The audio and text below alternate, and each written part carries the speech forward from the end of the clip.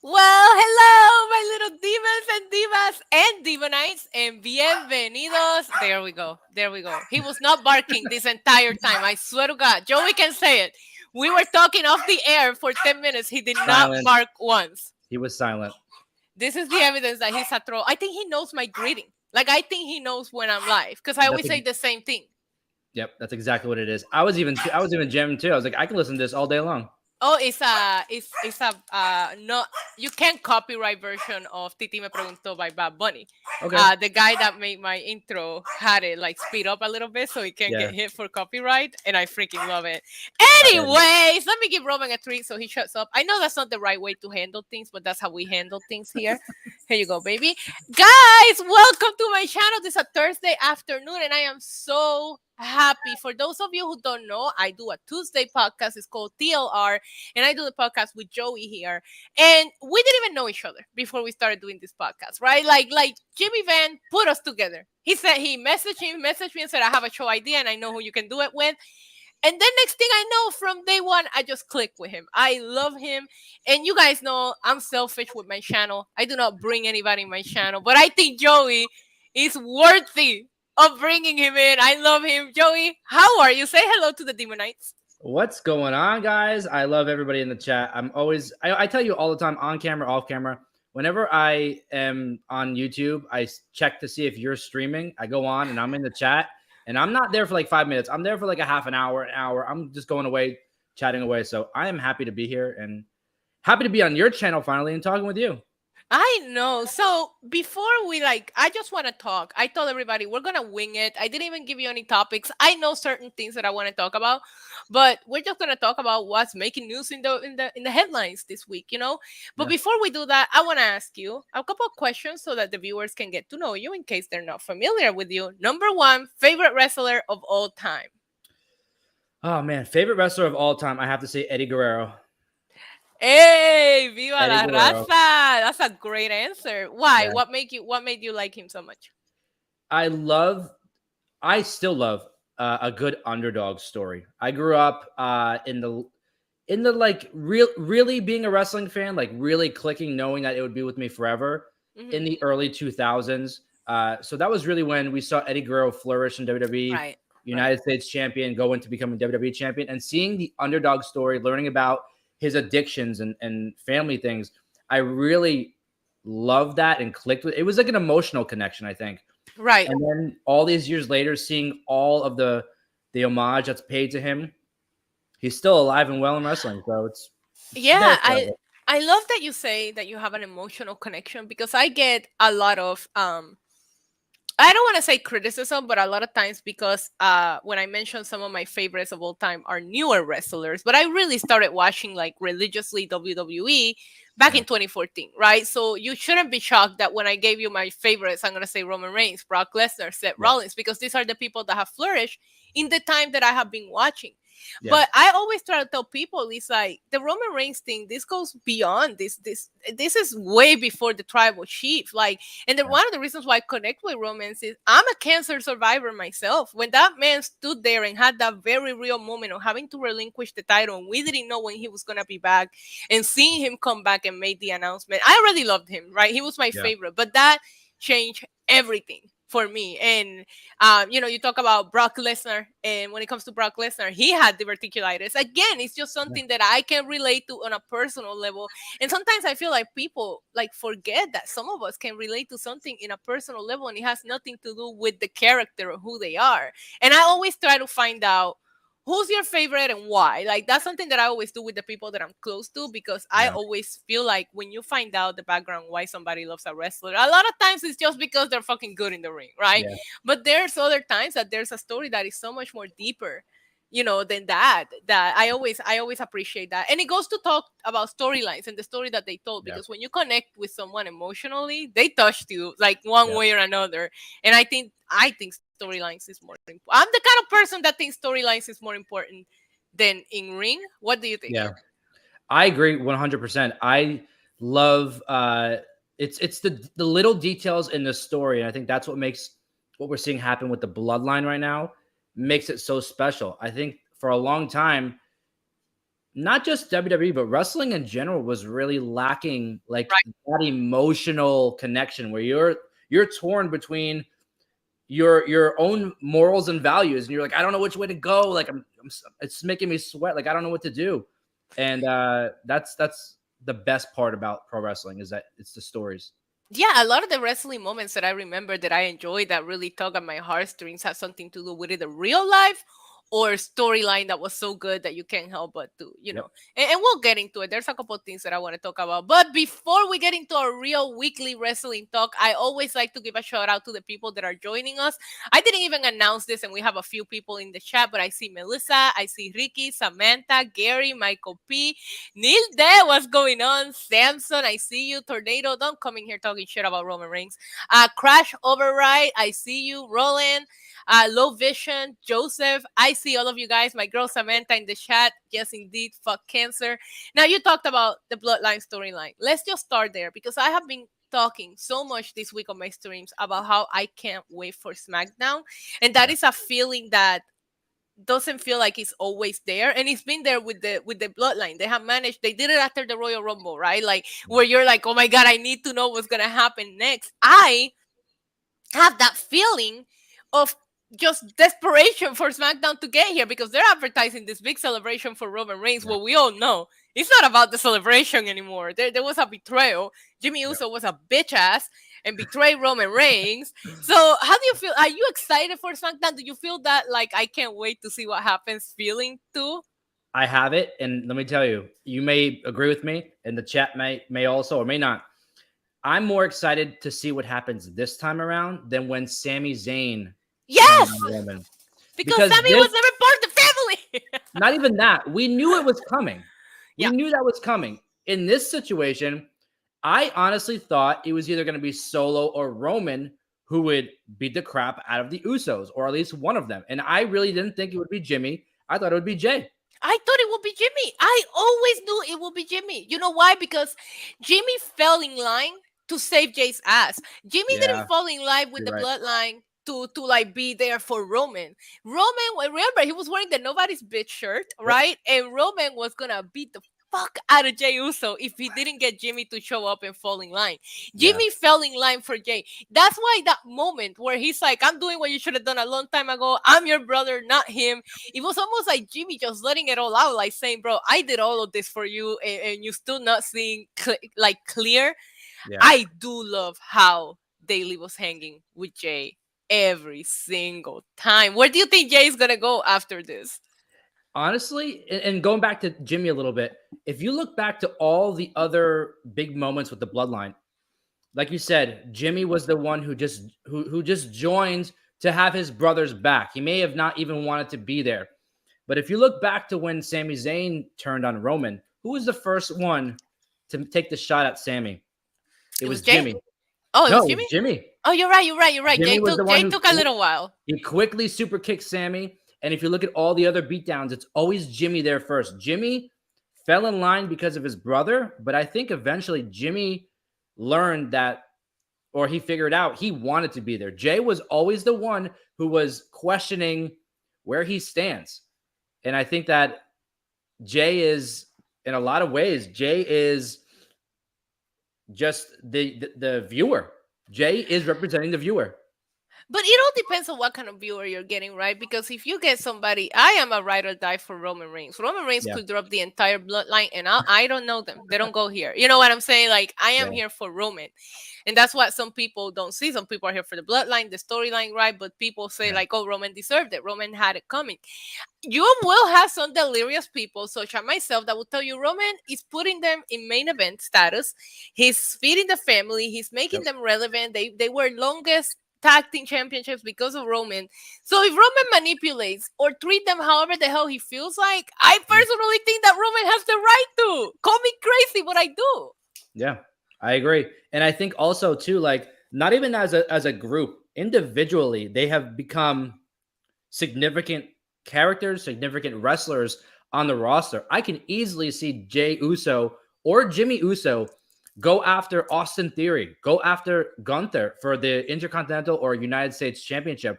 I could see them be split up into different brands or Right. stay as a tag team and dominate there. They have just been doing so many great things individually that coming together, I mean, it's questionable as to where they go next. Like what happens next? Right. Now, a lot of people in the chat are bringing this up, and I wanted to bring it up eventually. Did you see the tweets that Rikishi sent out immediately after Night of Champions? Yes. Do you think that they're going to start having the older version, like people in the family become involved to try to get things under control? Would you be opposed to Rikishi becoming involved? I would absolutely love it. And I know, would me love too. to see, I would love to see the Wild Samoans get involved as well and kind of maybe try to reason with Roman. Why Roman? They need to try to reason with the Usos. Listen, they're the ones trying to turn. Reason with Roman, right? And then realize that Jay and Jimmy should fall in line because there is no future without Roman. And then you will see the manipulation from Roman onto the ancestors for them to manipulate the Usos and whoever else to fall in line. So the long-term game is have Rikishi stand up for his kids and then quickly see the manipulation of Roman and the Wild Samoans turning Rikishi to essentially turn on his kids. Right. Holy shit, that would be so good. Yeah. That would be so good. But right? What do you do on Friday? Let me ask you this. So I feel like WWE is gonna push a celebration. I feel like they're gonna set it up like we're gonna have a celebration and Roman is gonna come out. But he's gonna be pissed. So what direction would you go on Friday if it was up to you to book it? If I was to book it, because this is not just a regular celebration. This is the 1,000. The 1 in 1,000. I love that. The 1 in 1,000 day or reign. And he's on his way already to passing, I believe, who is it? Pedro Morales. Pedro Morales, 1,027 days. He's already on his way there. And I think that this celebration should include Roman Reigns' own championship title. Officially combining those two titles. We talked about it on TLR. If you go look on WWE's website on their superstar page, Roman is only listed once now as a champion next to Seth. He's listed as the WWE Undisputed Universal Champion, meaning those two titles are essentially one now. And they did this before. But he looks so good with the two belts. They did this before when they combined the WWE title and the World Heavyweight Championship. And it took them a little while that's when we saw Daniel Bryan hold two belts at WrestleMania 30. Right. And then they essentially made it into one. I think it was with Brock. I think they made that championship. But if anybody's going to do that, it has to be Roman. They already made a new title design with Seth. They should do a new title design. Such a good title design. Like they actually put so much thought and meaning behind that. I think once I realized, which by the way, I realized it because of you and your TikTok, not because of whatever WWE posted after you. but I realized like there's so much thought and effort that went behind that design. I was proud because I don't know, a lot of people criticize the big WWE belt, like the one that I have in the background. I like it. I personally like it. This is a marketing thing. Like they want the logo to be front and center. That's why they give it out to all the teams that win championships, etc. So I get what they're doing, but the World Championship does have the logo and it still looks like that old school, kind of belt. I don't mind the modern belt. I think that's like everybody has like different favorite belts. So you have a favorite belt? I know you collect the belts. Do you have an actual favorite one? I do have an actual favorite, and it relates back to why Eddie Guerrero is my favorite wrestler of all time. The United States Championship is my favorite championship of all time. I think in the early 2000s, if you look at who was competing for that title, you had Eddie Guerrero, Chris Benoit, Rhino, John Cena, even Big Show. There was, if you look at that era of mid-card wrestlers, they eventually went on to become the biggest names on the show.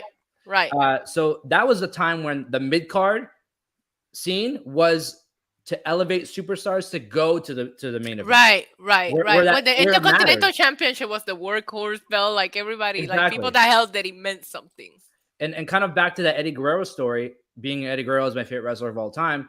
in 2003 or 4. I don't remember which year. I actually met Eddie Guerrero. I went to a signing at a Kmart in South At Florida a when I lived there. Kmart. In the Kmart, and he had the United States Championship. And it was crazy because he had Vicky Guerrero there. She was standing on the side of the table. My mom had a whole conversation with her. It was before anybody even knew. She wasn't even involved in anything. Before the Dominic storyline, anything. She was just like Eddie's wife on the side. And he was just the coolest guy ever. And that, again, the emotional connection to him, that title. So long story short, United States title is my favorite. Okay, I like that. Before we keep going, we do have a super chat. So special shout out to Jared Ford, who's also a channel member, by the way. And he says, "Hello, Isa and Joey. Been a while since I super chatted, dealing with some financial stuff. Jared, you know you don't have to super chat. We appreciate you being in the chat. But listen, thank you. I'm a single dog mom. I appreciate it. Today is the 1 year anniversary of MJF Pipe Bomb. Hold that thought. You fucking Mark! Man! I love it. I forgot to warn Joey about the me interrupting the stream to play a clip. Oh, But no, I see him. Being a part of your chat, I always see it. I love it. yeah, usually it's a Roman Reigns, but he just brought up that pipe bomb, and we'll get into AEW at the end. You know, we'll save it for the end. But I will say I don't know, maybe the CM Punk thing ruined it, and you guys can tell me how you feel in the chat, but the payoff was not as satisfying as what I was expecting, because he cuts that promo, he disappears for months, he comes back, he gets the ship, and then CM Punk leaves, and then we have the tournament, and then just everything just kind of like blah, right? And I like this feud with Brian, don't get me wrong, but Brian can put on a feud with anybody. And then we did this 4-pillar storyline. So I feel like as good as this was, and this was one of those moments in wrestling, like, where were you when MJF called Tony Khan a mark? But I don't know that the payoff was what I expected it to be. What do you think? I love MJF. Don't we all? Yeah. CM Punk is, I guess we can wait for CM Punk when we talk about AEW and all that stuff later. Mm-hmm. But I loved that pipe bomb, whatever you want to call it, promo. Right. I don't like the idea of it being labeled as a pipe bomb promo because I don't either. It should be its own thing. too Everybody gimmicky. comparing. Like, yeah. It should just be when MJF spoke the fuck up. That's when what he it should spoke be some labeled. facts, when he broke the spoke, fourth wall. when he said, "This is what's happening, and I do not like it," as any leader in any company should do, regardless if it's respectful or you're obligated by your contract or your employer to not necessarily say all that stuff on TV. But it was believable, and the fans believed it. The fans felt it, and I think that it should definitely be. It's definitely the best promo in AEW's history. Oh yeah, 1000%. That and the very first back and forth we had with CM Punk and MJF will live in my brain rent free forever. Yes. Like, I absolutely love that encounter. But yeah, I do agree with you. And MJF has probably provided 5 out of the top 10 favorite moments in AEW as far as promo goes. Like, you can't hate on that man. But it's crazy that it's been a year. I feel bad for Wardlow. Wardlow suffered the most out of this entire MJF, promo and all the reality of what was happening. Wardlow has never been able to recover from that. I can have a pipe bomb on my own just for that whole storyline, because Wardlow, he has the in-ring ability, right? Mm-hmm. He is a big built guy, right? Handsome looking dude, right? So you get all the demographics. Then he's doing swanton bombs. He's jumping over the top rope. I mean, he's doing things that a guy his size should not be able to do. And you don't even see that happening a lot of the time. His promo skills, everybody has the opportunity to work on their promo skills. Being paired with Arn Anderson now, I think, is a great idea. Right. Even though he's eating people's fingers off. Yeah. I think, playing devil's advocate here, I think a lot of wrestling fans, and what we just talked about too, compare a lot in wrestling. And I think they compared him way too much to Batista, and they expected him to get that type of treatment. You know, MJF playing the Triple H character, Wardlow being Batista and kind of going on to the main event scene world champion. It's not always a comparing concept. It's more of, you know, the individual himself. Right. But in this case, I think Tony Khan specifically dropped the ball with Wardlow. Yeah, big time. He should have never even been anywhere near a TNT title, let alone another title besides the World Championship. He's the last one to pin MJF. He's the last one to pin MJF, and they don't even mention it. Yep. He had the opportunity to create. Granted, Wardlow is a homegrown talent. Right. You know? So is MJF, though. So is MJF. But he had the AEW had the opportunity to make Wardlow, who was a homegrown talent, their top babyface. Yeah, I agree. You wouldn't have to rely on a CM Punk. You wouldn't have to rely on an FTR. You wouldn't have to rely on anybody taking shots at WWE. If you had a homegrown talent as your top babyface, and then you have MJF as your top heel, that's how you build a company. Right. I agree with you on that. I mean, that Wardlow could be a whole entire episode. Jared, thank you so much for the super chat. I got something for you.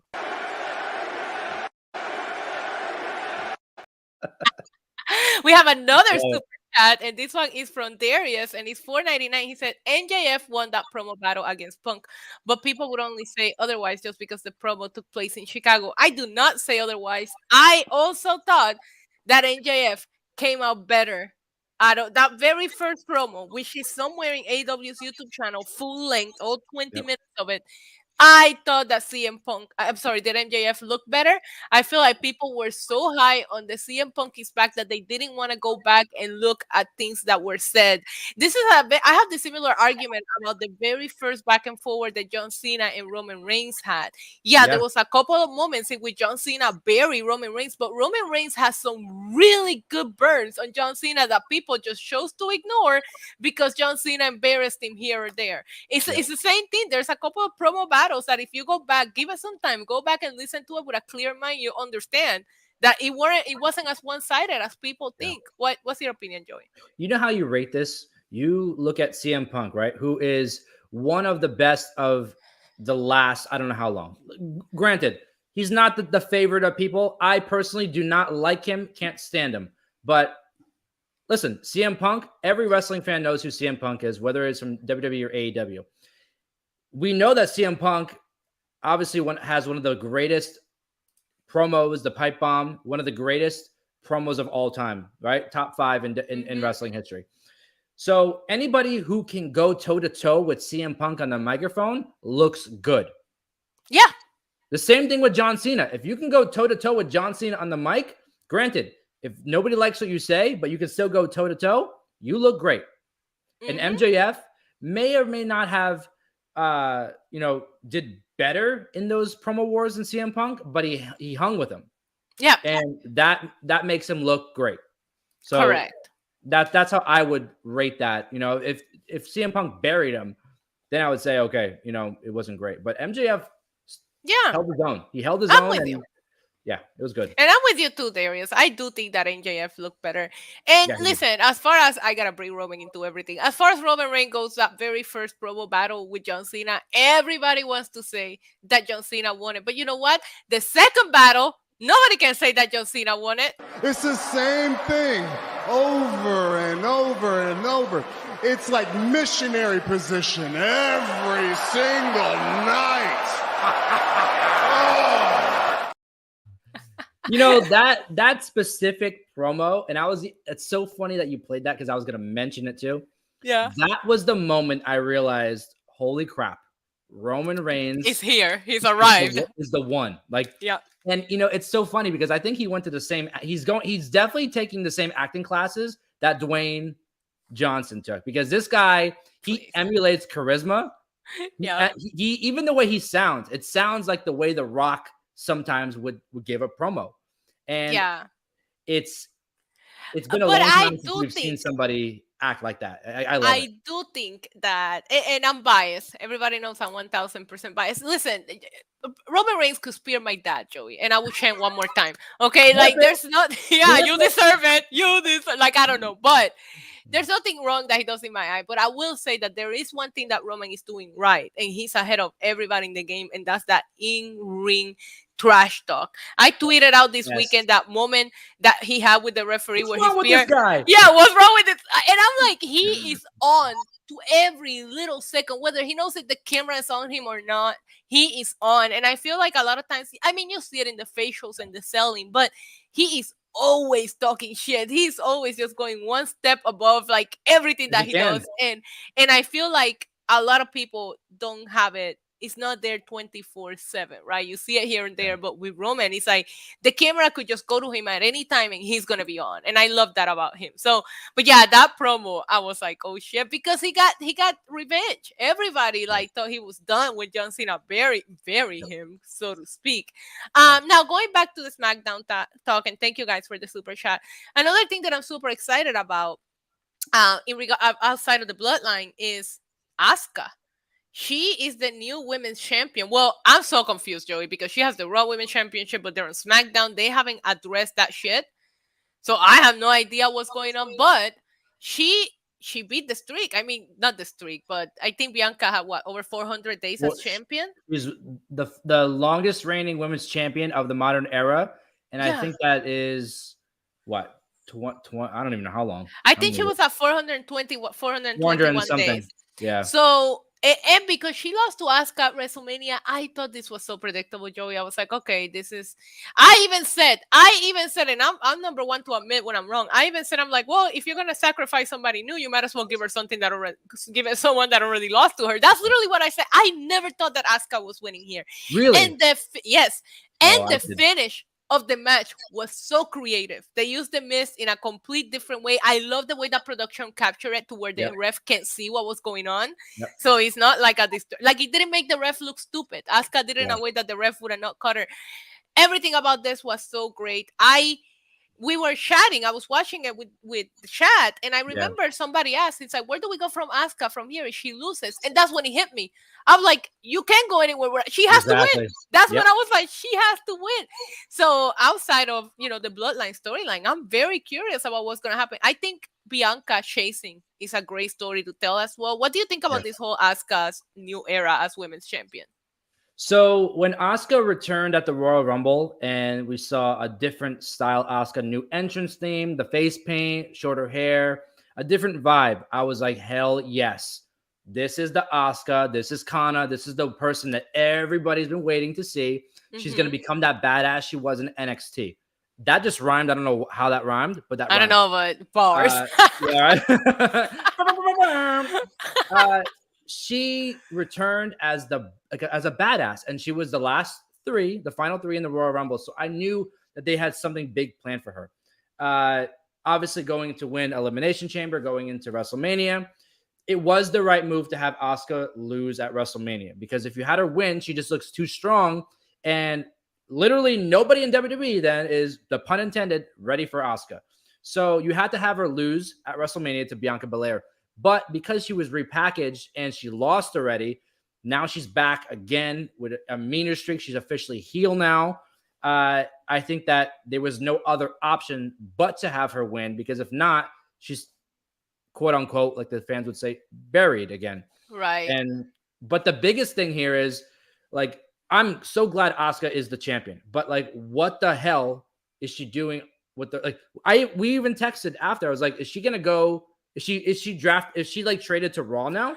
I don't know, and they have not addressed it. And you have Rhea walking around Raw with the SmackDown Women's Championship. Like, the whole thing is weird that they're just ignoring it.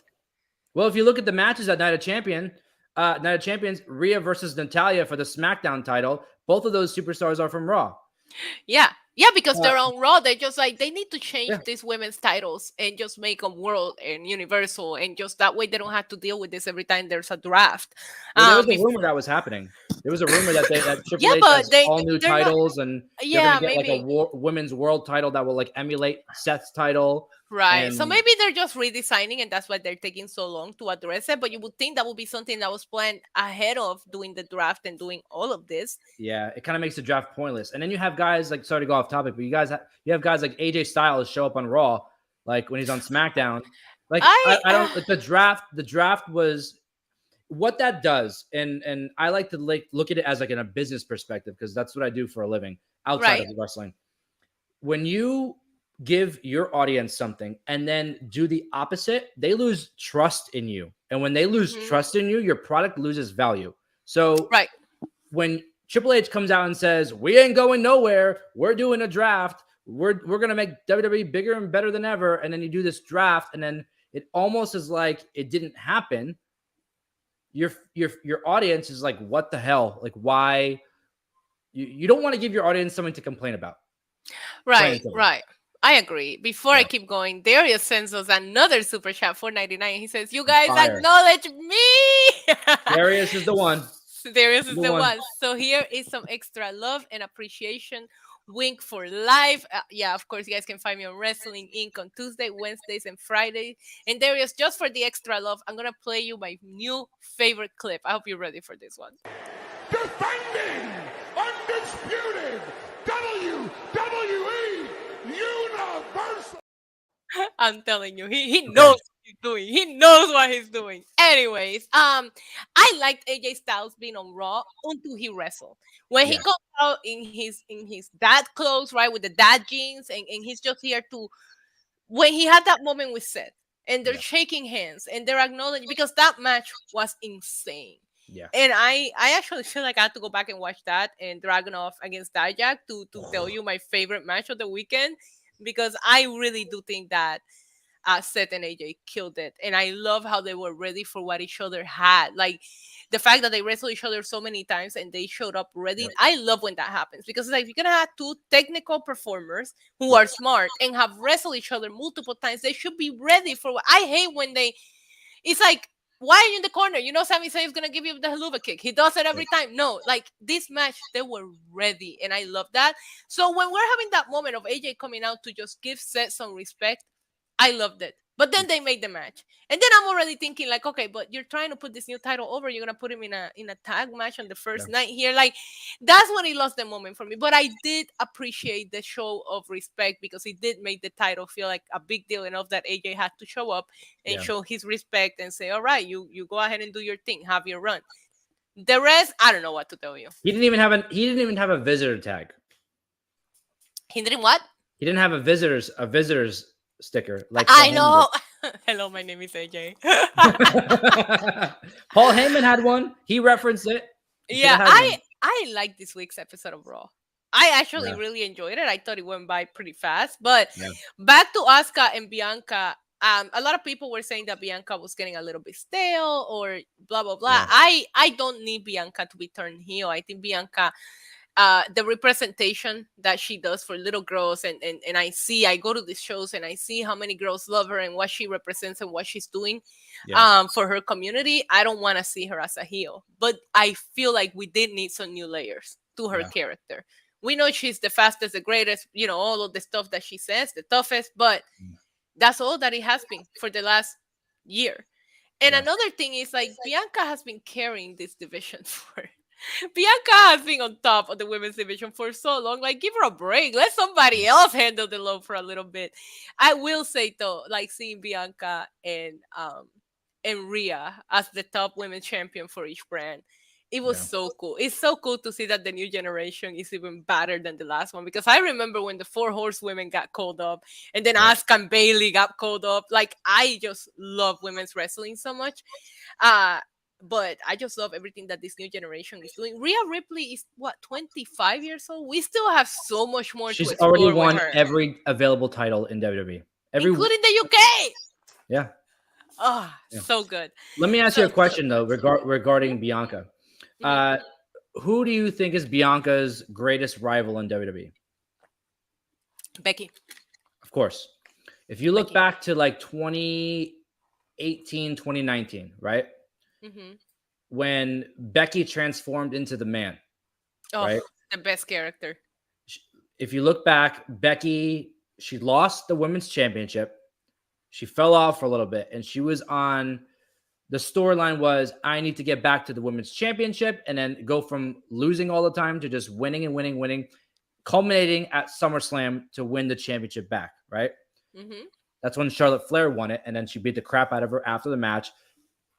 kind of turned heel, was supposed to turn heel. The fans didn't allow it to happen, and she became the man. Yeah. WWE is using this storyline. I'm telling you right now, they're using the same storyline with Bianca Belair. You're going to see Bianca now go on a losing streak. Past SummerSlam. She's going to lose at SummerSlam, and she's going to break, and she's going to lose her mind. But this time, she's going to turn heel, and it's going to work. And you're going to see what we saw in NXT, that heel persona of Bianca Belair that was really snarky. That was really, she had an extra step in her step. And she's still going to be way over, but she's going to be a heel. You're going to see her still do the outside things that she does, but it's going to be like turned up where she's just shading out all the negativity around her. Right. And you're going to see it's going to deepen her character. It's going to make her a better superstar. I love it. There's a couple of things in the chat. New Mutton saying we need Bianca versus Rhea. It was meant to happen, and I'm glad that it didn't. This could main event WrestleMania organically. If they save it for when they do it, it needs to be done right. It's gonna main event WrestleMania. Let them take their time with that one. And I love that Samantha brought something else, because I'm not trying to flex, but I have gotten the honor of interviewing Bianca a bunch of times, and this subject always comes up in my interviews with her, which is when we talk about her original goal of beating all the 4 horsewomen, and she only has one left, and that one is Charlotte, and that is another money match. WrestleMania 40. Take all of my money. Rhea versus Bianca and Charlotte versus Bianca are just made for big event, main event. Like it's good stuff, and I can't wait for her to get that pin over Charlotte. And I'm not sure that she gets it on the first try, if you want me to be honest. Yeah, I know we were kind of talking about before about like comparing, and like it's not necessarily a good thing, but or a bad thing, good thing, whatever. Here I'm going to compare. Rhea Ripley and Bianca Belair are now or becoming the next version of Charlotte and Becky in WWE. Oh yeah, 1000%. So I think at WrestleMania 40 we're gonna see Becky and Rhea and Bianca and Charlotte for the respective titles. God, both when Rhea and Becky had that stare down, the internet broke, and it was just a stare down. Rhea Ripley has hit that level that she can just look at someone, male or female, and you want to see her wrestle them. Like you automatically want to see them wrestle. Another thing that I love, and that spot, everybody, was so much fun, such a throwback when Seth put his arm around her. Like I love that spot, but it was so cool to see that that's the representation of Monday Night Raw, right? We have a champion on Raw, and for the champions of that brand to be freaking Seth Rollins and Rhea, and you go over to SmackDown and you see Roman Reigns and Asuka. Like, I'm sorry, WWE is lit right now. Yeah. And you know what's So funny good. too? If you go look back at that whole thing with Seth and Rhea, you can see Dom in the background cracking a smile, and Rhea almost cracked. It was funny. You saw the humility come out of them, and that's what made it so great. Like it was just a funny, real moment. When she said, "Do not touch me like that. Get in the ring." She really did sound like a mommy. She actually sounded like a mom. And Seth was on the bump. He was on the bump. What? Oh, I missed Wednesday? it yesterday. Yeah. And there's a clip of him talking about that, and he said, "I'm sorry if I offended Dom. I'm sorry if I offended Rhea, and I'm sorry if I offended my old teammate Murphy." No, he said that. Go Oh, look that's funny. I put it on my Twitter. If you look at my Twitter, you'll see I'm it. gonna go look. Great. I love that he acknowledged that. I love that he acknowledged that. Okay, so before we get to SummerSlam, WrestleMania, all the things that we're talking about, and before I switch over to the AEW side, we do have Money in the Bank, and we're gonna do this every week. But Joey, if you had to pick right now, early Money in the Bank briefcase predictions, because the field is insane, especially for the women. Bianca, Becky, Bailey, like Io Sky. There's so many really talented women that could win this briefcase. Give me some early predictions if you had to pick someone right now. I don't like to give predictions. I like to give spoilers. Oh, shut up. Okay, so the men's is very, very easy, and I think Keisha Sean in the chat already knows that's LA Knight. Yeah, for the men. Yeah. Okay. Yeah. LA Knight. And for the women, I've said this for 2 years in a row now, and I'm going to say it again. Io Sky. Okay. I need Io Sky to win. This is how Damage Control falls apart. Bailey thinks she is number one. She is it. You're eventually going to see Bayley dethrone Asuka or whoever's the women's champion. Bayley's going to be champion. Io's going to hold that briefcase. It's going to be teased for a little while. And then it's going to happen. So do you think that LA Knight has the momentum to be the person that gets a pin over Seth Rollins? So he's not pinning Roman. So let's just start there, right? This cashing is going to probably go to the World Championship. Do you think that he would pin Seth Rollins if you have him hold the briefcase for a little while and build him the right way? Yes, I think that if given the right, he has all the tools. He's being, in my opinion, and I know a lot of other wrestling fans are feeling it, he's being held down right now. LA Knight is a top guy. Okay. He's not the tallest guy. He's not the biggest guy, but his mouth makes him the biggest personality on the show. Yeah. And if anybody can do it, it's him. Yeah. And if it's LA Knight can do it, it's just a matter of time. It's a matter of time. Look, maybe I'm choosing violence today, but I don't hate this. Our good friend Jared Ford in the chat says, watch Logan Paul win Money in the Bank. I don't hate it. I don't hate it. I'm sorry. I don't hate it. He would be such a fucking troll with that briefcase. And he will have it on that podcast every week. Everybody will be talking about that briefcase. And I think that's why it there's a high chance it'll happen. I know. Give it to Bad Bunny. He'll put it on his next music video. He's on a Pepsi commercial now. But he's not doing something every week like Logan, though. That's the thing. He's not doing... What do you mean he's not doing something every week? No, like a podcast. He's doing something every minute. So look at the names that Logan has on his podcast. I mean, he's had Shaq. He's had like everybody. I'm sorry. Is he the top stream artist in the whole wide world and universe? No, but he's the top podcaster in the whole world. Okay, but not everybody listens to podcasts, okay? That's true. I definitely think Bad Bunny... He could have put it on that Pepsi commercial that came out today. Bad Bunny sitting on that lifeguard chair with the briefcase next to him. That looked badass. Plus, Bad Bunny is a former 24/7 champion. He has. No, I don't see Bad Bunny holding it. I love him. He's my Lord and Savior. But Bad Bunny does this as a hobby where I think Logan Paul needs this more than Bad Bunny does, right? So I can really see Logan Paul like at least being in the match. And think about it. He did that crazy spot with Ricochet at the Rumble. Imagine what they'll do at a ladder match. What are you laughing about? Samantha said, Joey, don't go against Bad Bunny with Issa. Just bow your head and say sorry. I said, no, sorry. Here, this will make you happy. This will cheer you up. Okay. I think Bad Bunny is too good to hold the Money in the Bank briefcase. Oh, this man can have a main event match with literally anybody like Damian Priest and steal the show and be talked about still to this day about Backlash. So that show will forever. Bad Bunny is just on another level. Nothing would ever top Backlash. I don't know. I hope everybody gets to experience a moment in their life where you're just sitting at a wrestling show and realizing nothing is gonna be better than what I'm witnessing right now. This energy, this moment. For me, there's a lot of bias there, right? Bad Bunny's my favorite. It was in Puerto Rico. The crowd was crazy. I dreamed of that moment for a long time. I didn't get to go to that show 20 years ago in Puerto Rico. I watched all this wrestling. I'm like, where am I gonna watch it in my favorite place on earth? That moment was just wrestling peak for me, and I don't know. I'm afraid to go to another event after that, honestly, because nothing is gonna match it. All right, we gotta do this, but you can be honest here. This is a safe zone, Joey. Only us and the chat are gonna find out about this. Okay. Do you watch AEW? I've been a wrestling fan since I was 3 years old. Okay. I wanted to make a career in professional wrestling, to make money, to make a living, to be known in wrestling. I watched for a long time religiously the NWA. I watched Impact, NXT, and New Japan when I can. Obviously, WWE.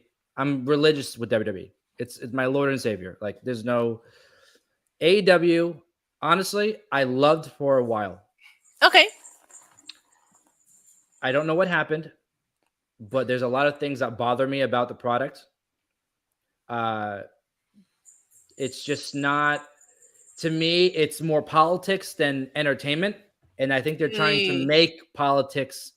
I think they're trying to make politics entertainment. And it's not entertaining. It's actually like, you can't go around and say like wrestling is for everybody. The wrestling community is a community. Like there's so many alternatives. You can like whatever you like.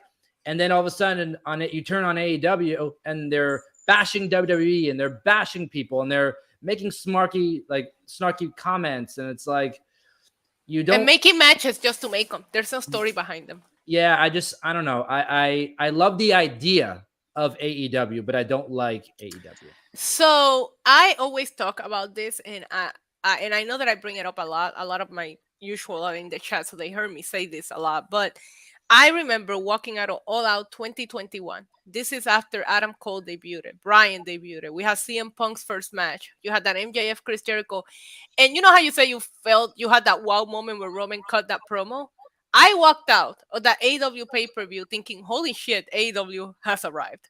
Yeah. The high and the momentum, this is All Out 2021. Go back to that. Yep. Every match had a story going into it. You had those crazy debuts. Like everything just made sense. And that is the last time that I remember feeling that. No, I'm lying. CM Punk and MJF was it. I love that feud. I remember feeling things when they were both just staring at each other before they even said words. I was already like screaming in my living room, right? I don't know what happened. I feel like up to that point, AEW felt like an alternative. I don't want to watch a WWE competition. I want to watch an alternative. Nobody's going to compete with the Beast. WWE is the Beast. Don't try to compete with it. Try to offer me something different. And they started bringing in all of these people, all of these ex-WWE people. They started using them for a pop, and then they disappear. Like, I don't know where we went wrong, but I still enjoy it. I still watch it every week, but I find myself enjoying less and less things about it than I did back like 2 years ago. So knowing, and I'm sorry, I might, like I said, I might get my own pipe bomb here. I haven't done a live stream in a very long time, over 7 months. This is actually the first time I think in 7 months that I'm on a stream talking about wrestling. So I'm glad to bring you out of retirement. You're welcome. Yes, and kudos to you, because I told you this on TLR. You inspired me. You motivated me to get back into it just because of what you're able to do, the audience that you've built with your show, just your confidence and your love and passion for it. And it's like, I felt that. I was like, I missed that too. Like, I got to get back into it. So I think tomorrow on Friday, breaking news here, I might do a stream around 3 p.m. tomorrow on my channel. We're going to be there supporting you. Everybody, it's on the pinned comments and it's on the description. Go subscribe to Joey's channel so we can all crash that live stream tomorrow. Thank you. What were we talking about? We're talking about AEW. AEW. I haven't really, like, when I first started doing my podcast and my content, I always wanted to be that positive page in the wrestling community. And I was for a while, where I didn't say anything negative, gave my opinion, but maybe it became like toxic positivity. Mm-hmm. Now I just feel like I have so much built up where it's like, there's so many things that I don't like that I should be able to feel comfortable to express without the wrestling fans like jumping down my throat. Right. And I think the biggest thing with the wrestling community is that they take facts and they turn it into opinion, or they turn opinions and turn them into a fact. Yeah. Where if you say Ric Flair is the only man to be the 16-time world champion, right? Obviously, John Cena is now. Yeah. But to say he's one of the greatest world champions is an opinion. But to say he's a 16-time world champion is a fact. Mm-hmm. So if you say John Cena is the GOAT, that's an opinion. Except for if you say it about Roman Reigns, because that's a fact. Well, I mean, he the one. That's it. But with AEW, they were on a great roll for. Let me backtrack.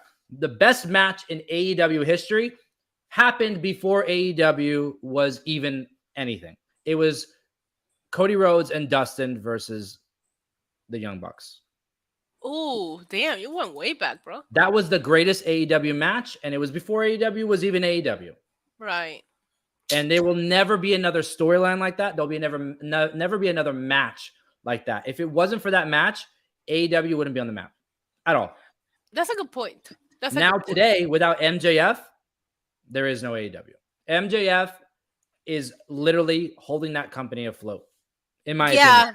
Yeah. And I think for a long time with WWE, they were the alternative to WWE. Tony Khan was trying to be different than WWE. And then he got such an ego because they grew so quickly that now he thinks he is WWE. And that's why we're seeing what's happening now. It's completely changed. It doesn't feel like that tight-knit community of people who wanted an alternative to WWE.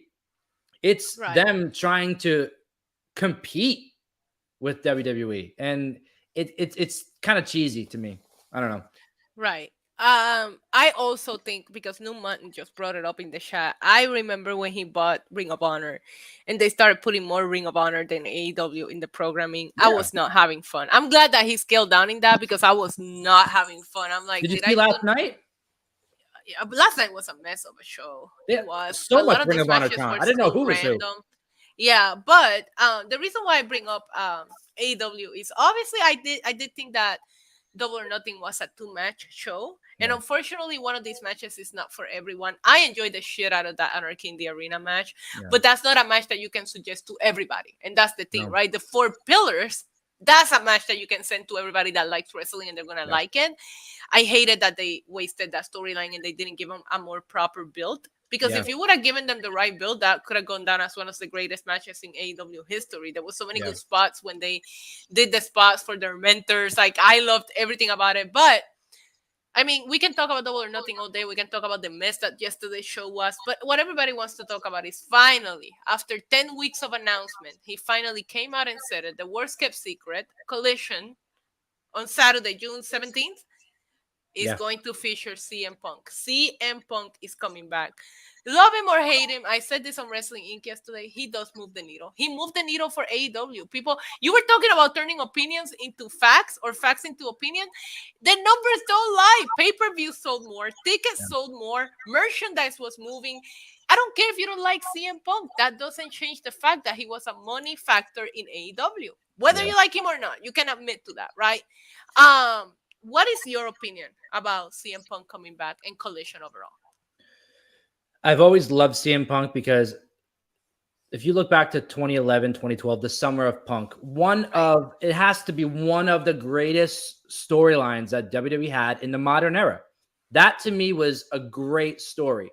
CM Punk leaving, coming back and feuding and Cena and then turning heel and just doing the whole thing.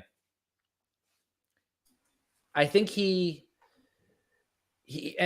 granted, he is a great wrestler, but without the fans, he would just be another guy.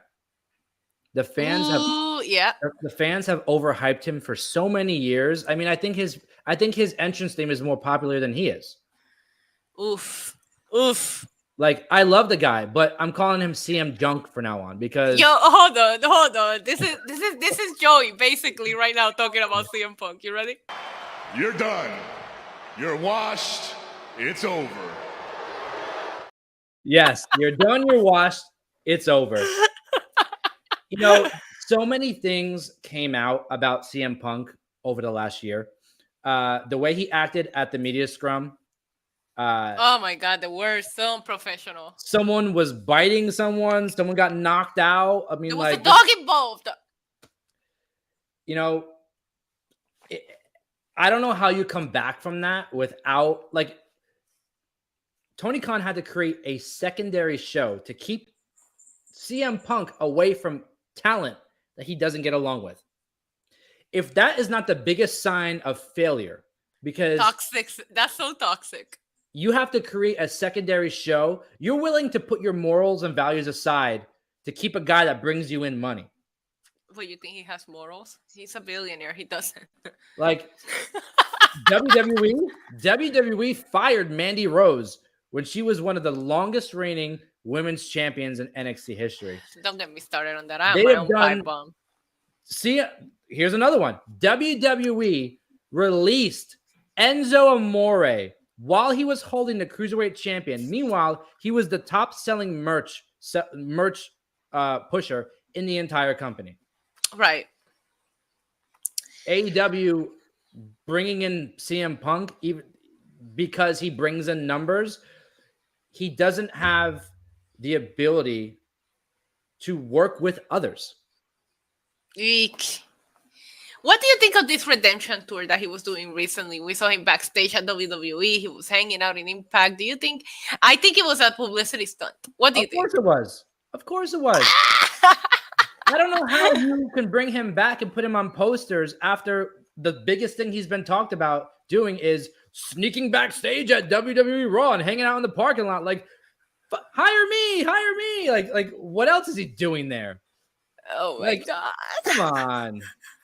I just don't want Collision to turn into the next Rampage, because Rampage seemed to be a serious thing when it first came out. Remember the debut of CM Punk, over 1 million viewers, and But that's CM the only Punk reason was it became a serious thing is because they put and that he show. was only wrestling on Rampage for the longest time. Remember, you wanted to watch Punk, you had to watch Rampage. Rampage was a new show. It became the joke. Like, nobody watches Rampage. And I'm personally afraid, because Collision being on a Saturday, that's going to be even worse. But I do think they'll get the viewership that they have, even if it's DVR viewership. I think I called it the Sunday morning over coffee show, because I'm not going to watch it live. But No. do you not think, you don't wake up with that lazy Sunday mood? Why not turn on Collision in the background as you're making your nice morning coffee, Yeah. But the tickets, I mean, money does talk. And they sold over 500 tickets overnight after the announcement was made. But he's a smart businessman. You're going to do it in the United Center. Of course it's going to sell. The guy is from Chicago. Of course he's going to have a great reception. What's going to happen when they leave Chicago with him? Yeah, that's my question. And you know what? That is only going to last about a month. That honeymoon phase is going to last about a month.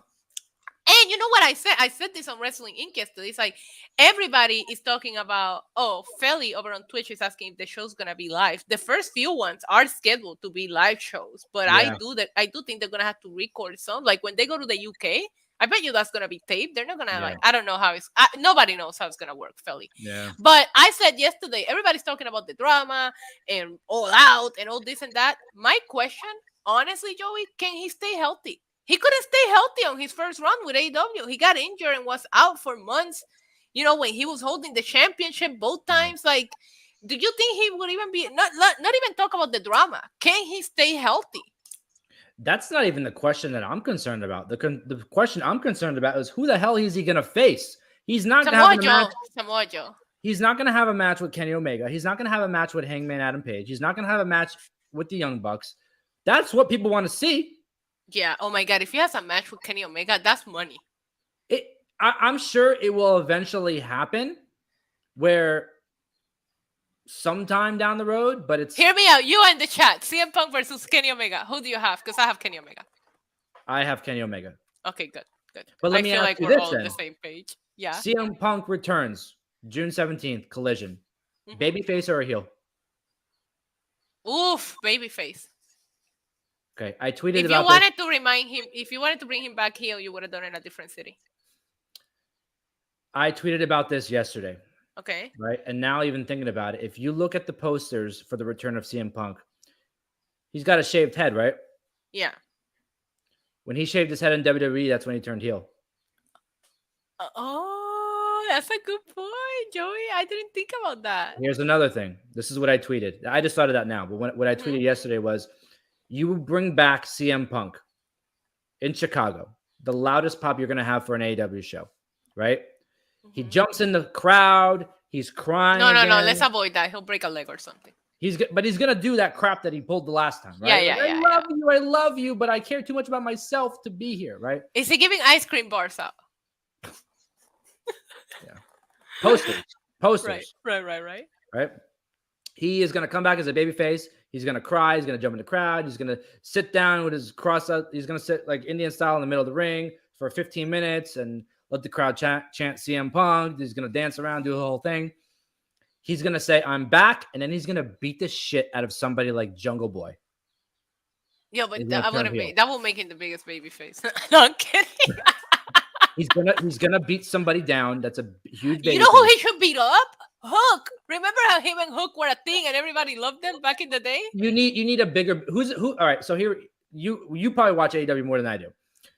Who is like, if you can give me the top 5 baby faces in AEW? Adam Cole.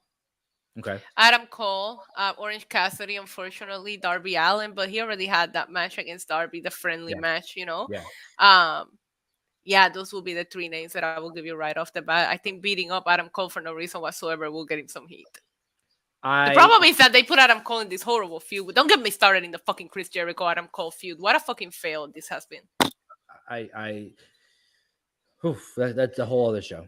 Yeah. I don't like what they did. They turned Adam Cole into like a reality TV show. What they did is they took the mold of what they did with Cody Rhodes and they put it on Adam Cole. Yeah, but they have freaking Britt Baker saving his ass every week.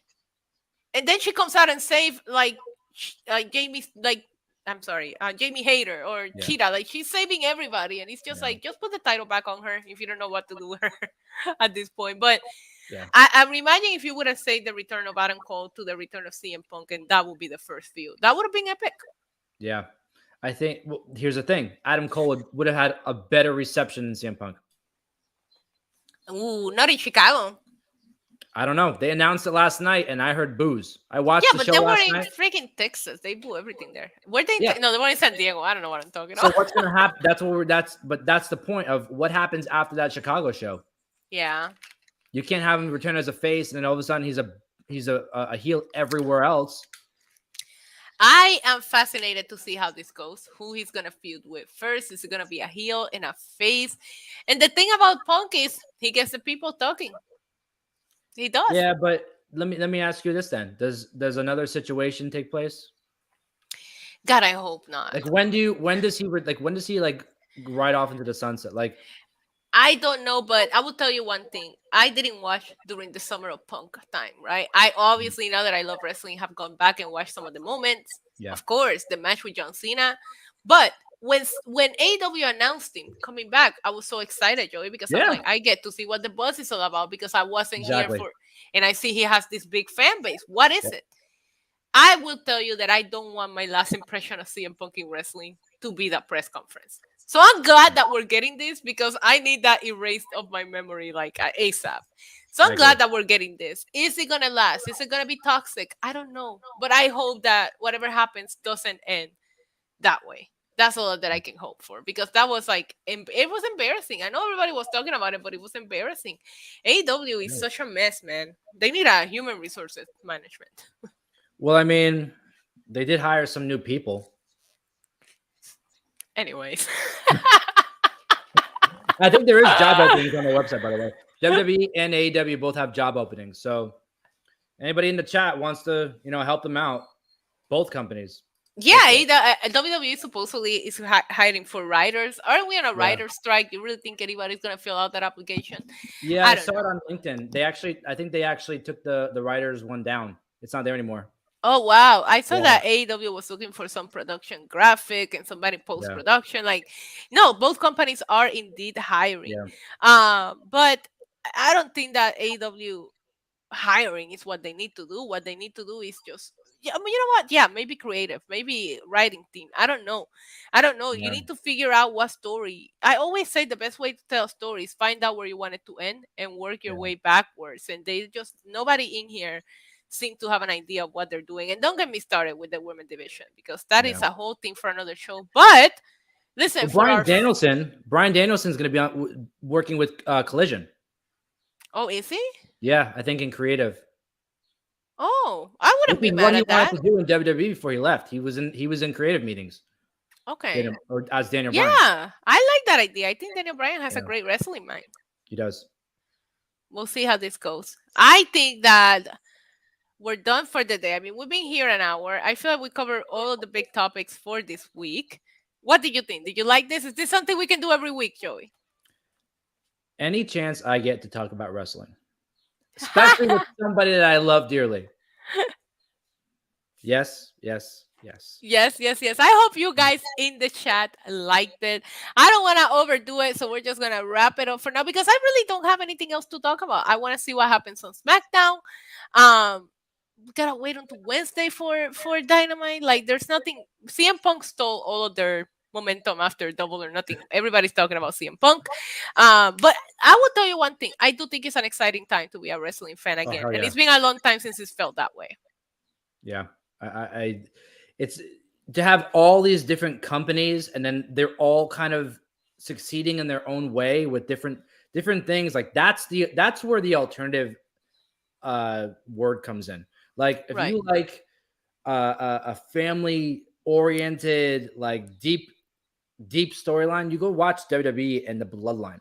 But if you want to see like a genuine good guy versus bad guy match, and you want to see, that kind of style wrestling, go watch AEW with MJF. Like Yeah. there's so many options for that. I think there's everything, something for everyone, regardless of how you like your wrestling, whether you like hardcore, technical storylines, lucha, comedy storylines. Yeah. Like there is something for everyone out there in wrestling today. It's a great time to be a wrestling fan. Joey, tell the world where they can find you, because we're gonna crash that stream tomorrow. So please tell everybody watching where they can go find you. Well, first off, thank you so much for inviting me on and having me on your channel. And like you said, you're very specific with who you want on. So I appreciate you allowing me to come on here and talk. But everybody who's listening and watching, you can follow me across all the social media platforms on Twitter, Instagram. It's at The Angle Radio, and on TikTok and YouTube, it's at The Angle Podcast, as well as Your Facebook. TikTok account is lit. Thank you. I try. You have no idea how much time it takes me to make freaking. Oh, I can only I need to imagine. hire 'Cause an editor at this I point. be editing one TikTok and I give up halfway through it. So Yes. I can't imagine how much you're putting into it, like time wise. It's a lot. Yeah. Right. So go follow him TikTok, subscribe to his YouTube channel. We're all gonna pull up on whenever he live streams, and we're gonna make sure that he keeps doing it. Trey Williams in the chat saying wrestling sucks today. Come on, Diva. I got something for you, Trey. Get a life, kid. You guys Love know it. where to find me. I will be here live watching on tomorrow for Smackdown. So make sure you tune in for that. Guys, we adore you. Thank you all. I saw my bestie Lego, Ricky, Samantha, Jared Ford, everybody in the chat, Prepo, Kishon, Noon Mountain, everybody. Jared Ford, Darius, thank you for the super chat. And that is all for the first episode of, I don't know what this is. I put TWR as a sense of humor because we do TLR. Yeah. So I was like, well, this will be the wrestling report then. Yeah. So we might stick with that name, but I'll be back here live tomorrow for SmackDown. I will see you guys tomorrow. Joey, say goodbye to the people. Goodbye, guys. Thanks for being so amazing in the chat. And Issa, always thank you so much. Adios. Mwah. Boop.